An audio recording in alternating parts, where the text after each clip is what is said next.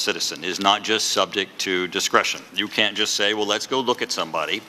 You have to have a basis. You've now informed us that you've opened a counterintelligence investigation into the Trump campaign, members of the Trump campaign, concerning Russia in July of 2006. Now, we're trying to get a picture of what does it take to tip over for an investigation. Now, previously people have said that there have been individuals who attended a meeting with Russian officials, individuals who, a member who was paid to attend a conference, a picture that was taken, traveled to a foreign place. You know, there are many people, both in all of our administrations and sometimes, you know, certainly members who've left Congress who would qualify for that.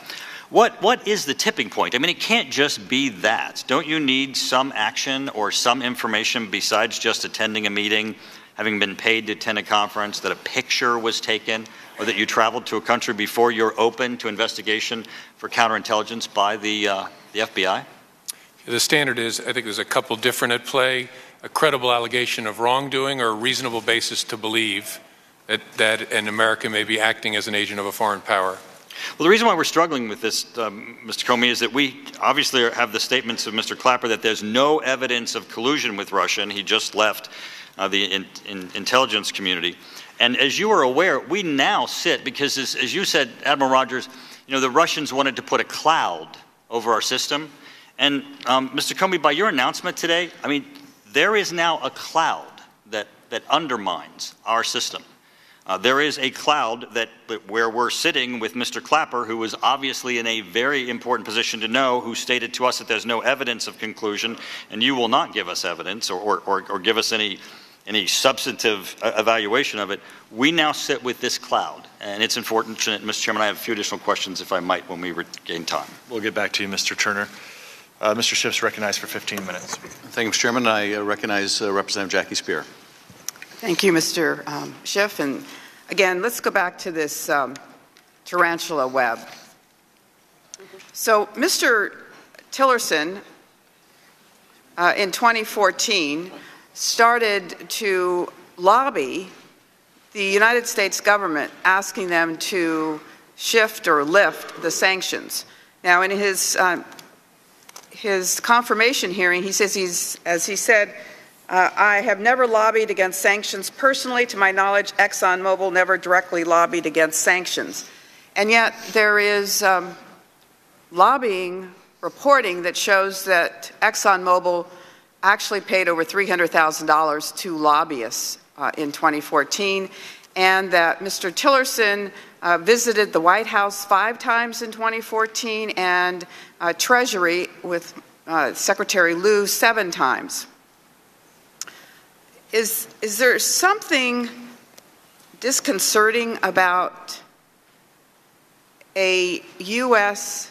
CEO attempting to undermine the sanctions imposed by our government against another country for acts that we find to be disadvantageous to the world order? Director Comey? That's not a question I can answer. For a variety of reasons, I'm not qualified to answer, and I shouldn't be answering questions like that. Okay. How about this then? Is it disconcerting to you as the director of the FBI that a U.S. CEO would say publicly that he is very close friends with President Putin and has had a 17-year relationship with him? That's not a question I can answer. Would it raise any red flags? Yeah, that's not a question I can answer.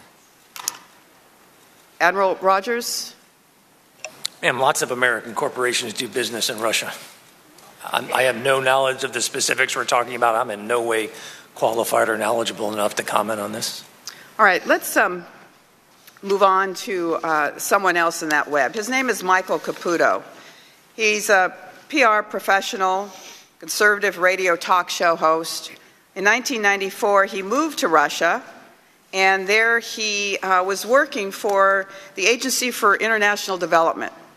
He was fired from that job because he refused to follow a State Department position. He then opened a PR firm in Moscow and married a Russian woman. He subsequently divorced her, and in 1999, his business failed. Roger Stone, a mentor to him, urged him to move to Florida and open his PR firm in Miami, which is exactly what Mr. Caputo did. And then in 2000, he worked with Gazprom Media to improve Putin's image in the United States. Now, do we know who Gazprom Media is? Do you know anything about Gazprom, Director? I don't. Well, it's an oil company. In 2007, he began consulting the Ukrainian parliamentary campaign. There he met his second wife. So I guess my question is, what possible reason is there for the Trump campaign to hire Putin's image consultant? Any thoughts on that, Director Comey? No thoughts. Admiral Rogers? Likewise, ma'am. All right. Do either of you know what Michael Caputo is doing for the Trump effort today? I have no idea. And I'm not going to talk about U.S. persons. All right, let's move on now to Carter Page. Carter Page was the founder of Global Energy. It's an investment fund. He has only one partner, and that partner is Sergei Yatsenko, who's the former executive of a Russian state-owned Gazprom oil company. Before that, from 2004 to 2007, he worked for Merrill Lynch in Moscow. In March of 2016, then-candidate Trump referred to Carter Page as his foreign policy advisor to the Washington Post. The next day, Page asserts that he's an advisor on Russia and energy. But then subsequently, candidate Trump says he doesn't know him. On September 26th, he takes a leave of absence from the campaign, and then Page publicly supports a relationship with Russia, criticizes U.S. sanctions and NATO's approach to Russia, saying, and then subsequently says he's divesting his stake in Gazprom in August.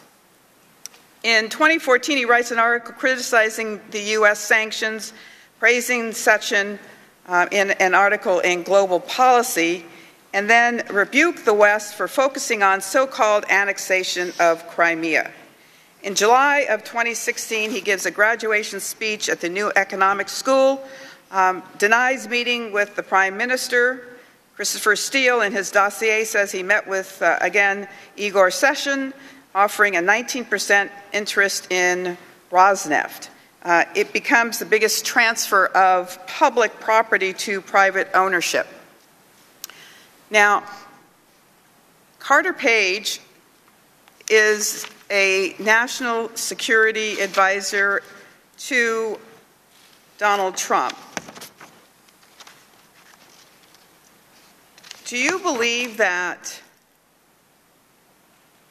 why do we, I guess, again, here's another company that has had sanctions imposed upon it. Could you again clarify why we impose sanctions on companies? Admiral Rogers did it better than I, so I'm going to tap him. I apologize. I don't remember the specifics of my answer, but I'll stand by my answer previously. Which was excellent. All right. I think at that point, I will yield back, Mr. Chair. I now yield to Mr. Quigley. Thank you, Mr. Ranking Member. Gentlemen, thank you for your service. Thank you for being here. We've talked a little bit about the Russian playbook, right? Extortion, bribery, false news, disinformation. They all sound very familiar, correct? As we talk, without thinking about anybody in the United States, just generally the Russian playbook and how it's worked in particularly Eastern Europe and Central Europe, a lot of it involves trying to influence individuals in that country, correct? Yes. So what we've talked about a little bit today seems to be sort of a black and white notion of whether there was collusion. But does a Russian active measure attempting to succeed at collusion, does the person involved have to actually know? I mean, does it have to involve knowing collusion for there to be damage?